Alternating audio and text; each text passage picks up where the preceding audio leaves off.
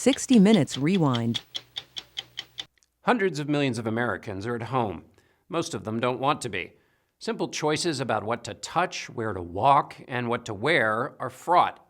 More than 100,000 people have died worldwide. Fears about how much more those numbers could grow have stopped much of daily life. But the bills have not stopped coming, though the paychecks in some cases have. We don't know when it will end. It's a recipe for anxiety, stress, and grief, which puts more of us than ever before in a struggle to stay well. The regimen of physical hygiene is well established. Wash your hands, stay 6 feet away, cover your face.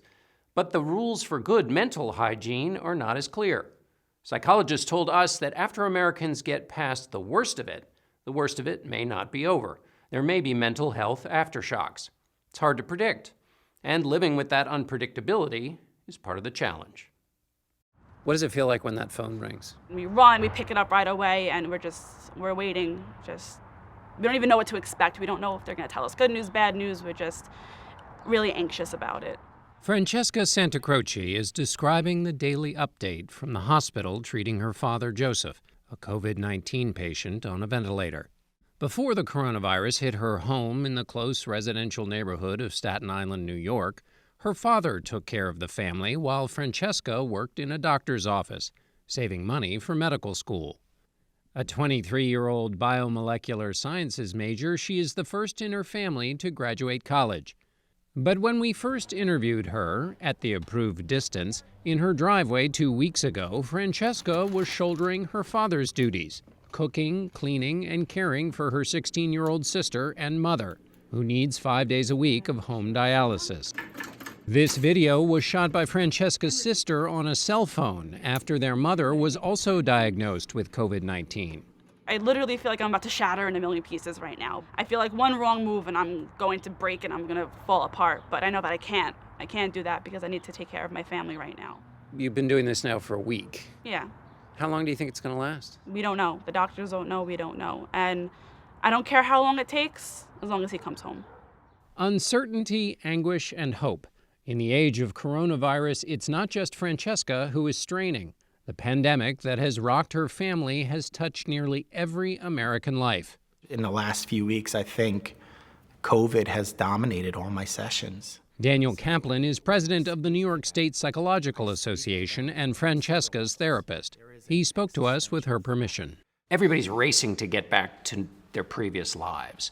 But once that moment comes, what psychological effects of this do you think will linger?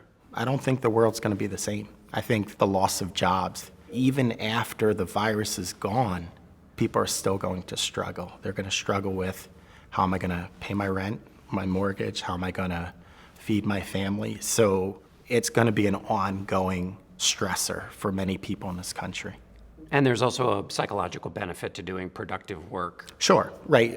What do you do when a person had their identity taken away from them because they no longer can work? Their identity taken away from them, and then they can't move about to replace that identity with any other useful, purposeful activity. Absolutely. It's a double whammy. Yeah, it is. Days blend together when so much of what used to distinguish them has been paused. Bridge Club is on hold. Graduation ceremonies are canceled. This week's religious services have been virtual. Those who live alone are vulnerable, particularly the elderly. But Kaplan says we must all fight against the blurring of the days by establishing a routine. What happens if you don't have routine? When you don't have that structure, that routine can, for some people, reduce their motivation to do the activities that they still need to do, but from home. And long term, they can become overwhelmed. Oh, I'm not accomplishing my goals, and then they could spiral into a depression. Many of us look for connection in social media and the news, but too much of that can be harmful. A preliminary study done in China after the outbreak found that high social media exposure nearly doubled one's chances of depression and anxiety. We know already from previous disasters that ongoing anxiety during trauma is a huge risk factor for PTSD and depression in the long term. Yuval Neria is the director of trauma and post-traumatic stress disorder at the New York State Psychiatric Institute.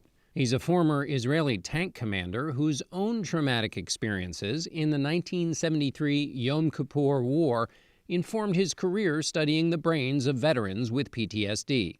The brain is really obsessed about identification of fear, of what is safe and what is dangerous. And what I wonder about, though, there is the part of the brain that is always alive to fear. Right. The part of the brain that says, it's okay, don't be fearful, because you've been through this before. But we've never been through this before. So it feels... that's so true what we just said, because most of us don't have a comparable memory or set of memories that can serve our understanding of what's going on right now. Neria led research and training efforts in New York in the aftermath of the 9/11 attacks, which has led him to be particularly concerned about the healthcare workers on the front lines of this pandemic. I mean, we saw that after 9/11, and we saw how many first responders really left out without sufficient medical care and psychiatric care. In New York City at 7 o'clock, people open their windows, they applaud. But then what happens when the clapping stops? Right. Neria estimates that after 9/11, 1 to 5% of New Yorkers suffered from PTSD 4 years after the attack. He worries there will not be a plan or enough money this time to treat a similar share of a vastly greater population. There is kind of almost like a honeymoon phase right now. There is consensus, high adrenaline, let's do that together. I think once this is ended and we face the reality of the aftermath, coupled with financial difficulties and shortage of services, all of those things can rapidly elevate the risk for a second pandemic, which will be a mental health pandemic. The story will continue after this. The cascading challenges were already falling on Francesca Santacroce, who was managing them through therapy. But the day after we first talked to her, the hospital called. Her father, Joseph Santacroce, passed away. He was 50 years old. Francesca, I'm very, very sorry about your father. Francesca told us she had been unable to see or speak to her father in the hospital. But after he died, she was given permission to enter the intensive care unit. They walked me through the ICU to see him, and just to see all those people on ventilators, it was really sad. As I walked in, the nursing staff, all the physicians, everyone who was on his case, they were crying too. They were so upset, and he looked like he was sleeping, honestly. And I said to him, I'm here. I'm going to take care of everyone. Everyone's in good hands. I got this. And I told him I loved him. And that he can, that he can go to heaven, and I'll take care of everyone down here. Francesca's first task was taking care of her father's belongings and his car, which he had driven to the hospital. And what was going through your head, Francesca, as you're driving home? I apologized to him. Apologize why? I was so sad that he had to, go through that alone, that he had to spend his last week in quarantine, He didn't get to talk to us or see us. I wish that I was able to hug him one last time and tell him I love him one last time, and, have him play a joke on me one last time. If I would have known that this was coming, I would have used that time more wisely. One of the areas of guilt and regret is not being able to say goodbye. What do you think are the challenges that Francesca now faces? She's in her early 20s. She is not financially secure.